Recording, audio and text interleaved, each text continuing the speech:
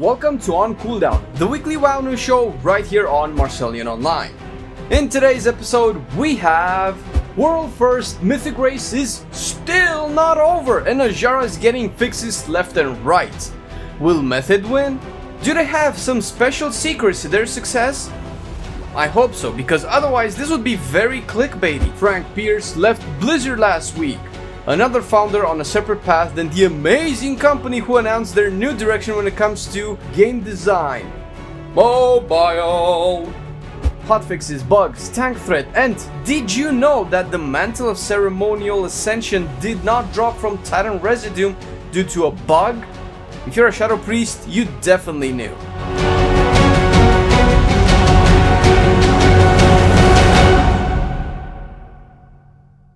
Work's done, so what is the best way to spend your first relaxation sesh than with a cold one and our news show? And after that, you can spend some time with your family.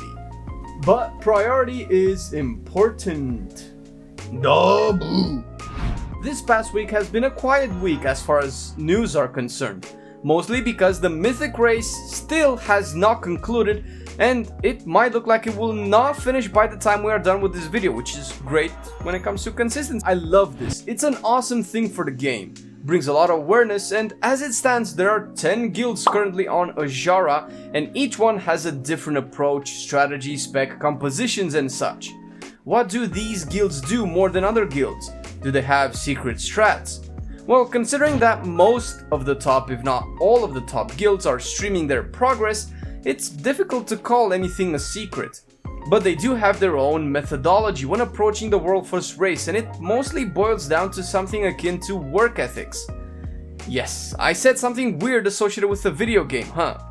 You have to think of any activity that presumes effort and efficiency into reaching a goal as an activity that requires a plan, a structure, and work ethics. Boring things aside, the Mythic Race started before the raid was even released, clearly. Probably the first thing that all of the top guilds did was to test the fights on the PTR. That way you can tell what specs will be good and what strategies to focus on. After that comes the initial grind.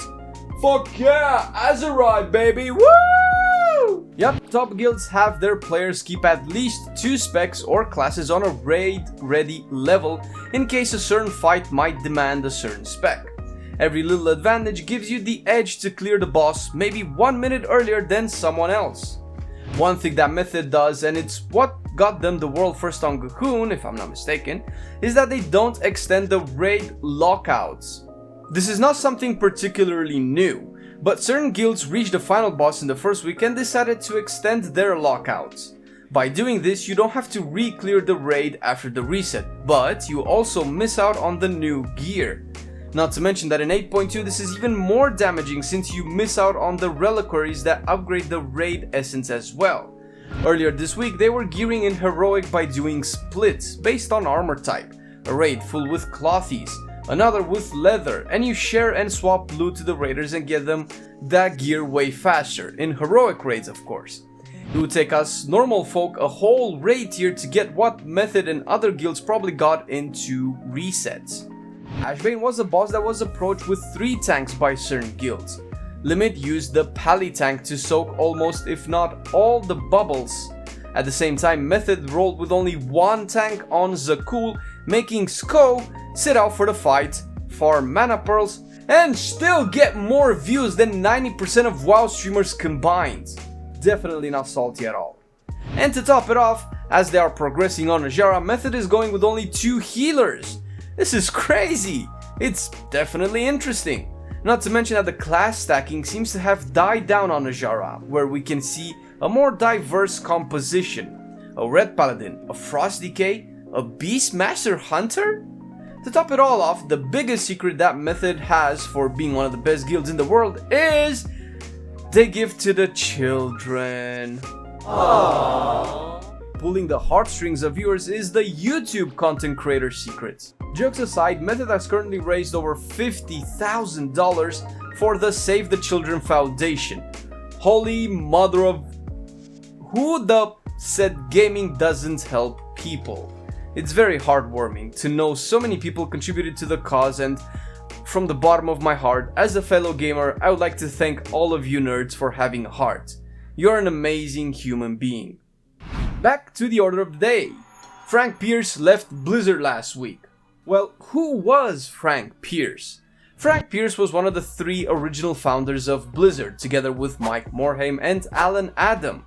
Mike left the company earlier this year. He has been a pillar of strength, commitment, and everything a company would need to make great games without delving into politics and corporate shenanigans.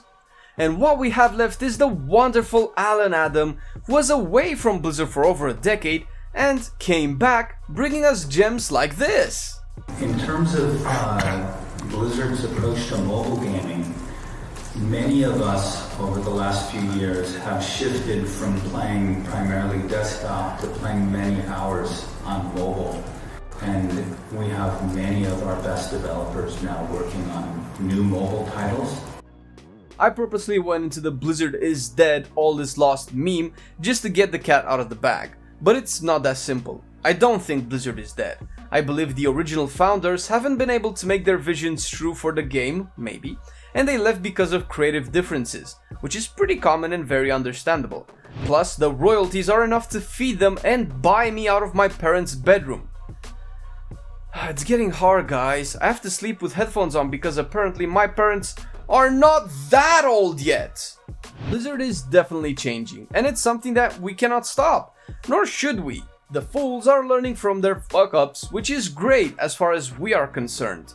Will the change be something good? I hope so, because this whole YouTube gig has just started to kick in and I don't want to get back to working in call centers.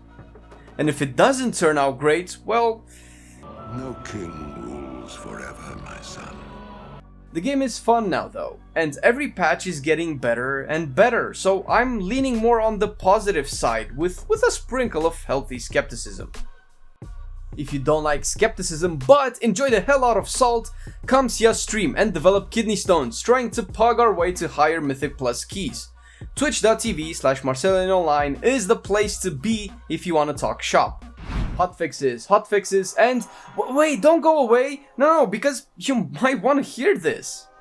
Earlier this week, cloth wearers, and leather wearers, more specifically, shadow priests, discovered that if you spent Titan Residuum to buy random azerite tokens regardless of their eye level, you would never get the Mantle of Ceremonial Ascension, which is a best-in-slot option for the traits it provides.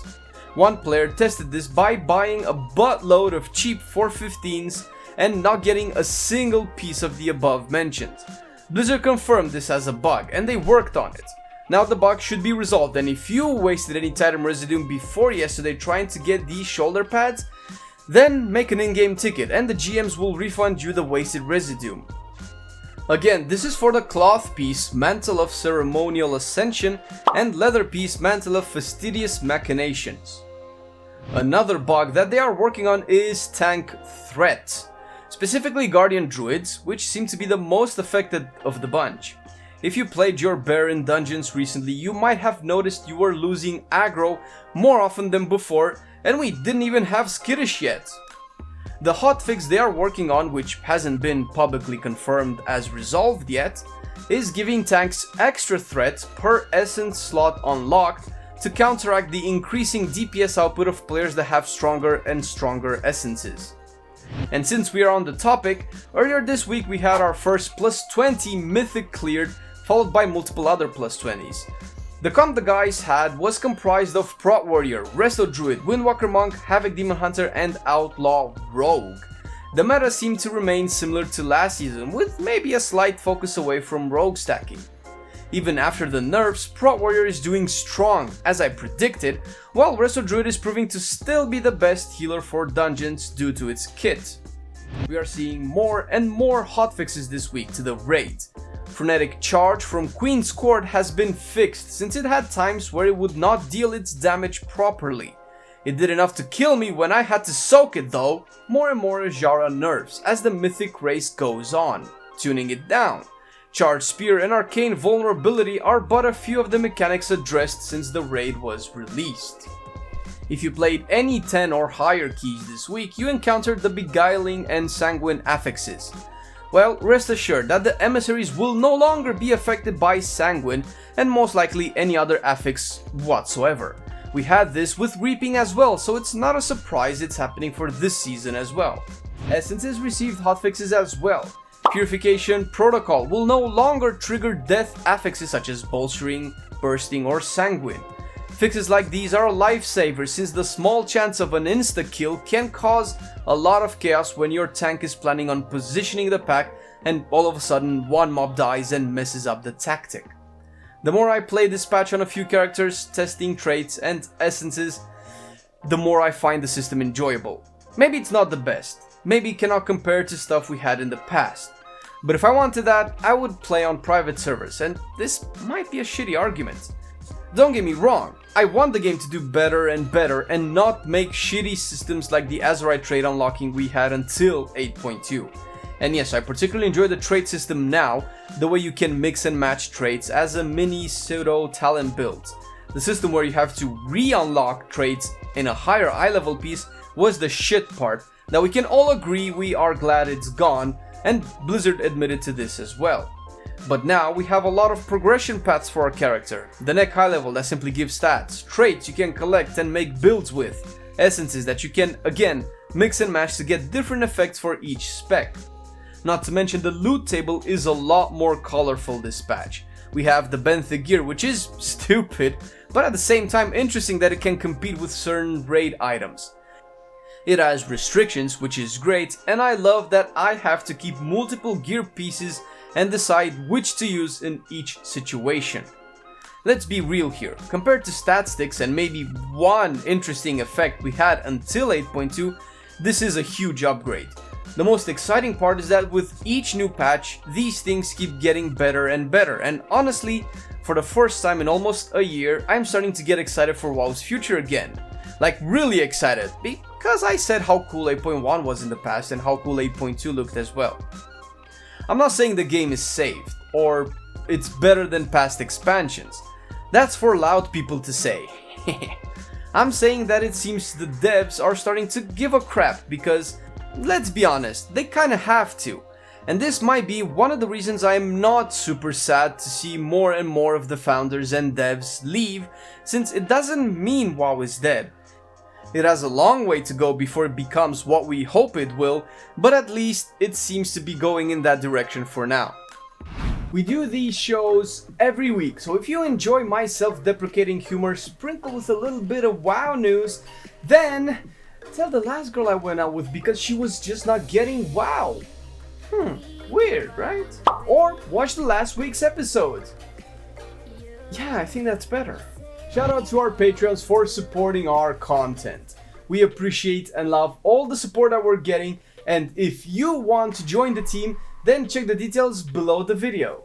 And speaking of t-shirts, tank tops, hoodies and mugs that would look great on you and the person you love the most, we have an official Teespring link with our very own branded t-shirts, tank tops, hoodies and mugs that would look great on you and the person you love most. Just check the description of the video. Thanks for watching the video. Have a super cool weekend.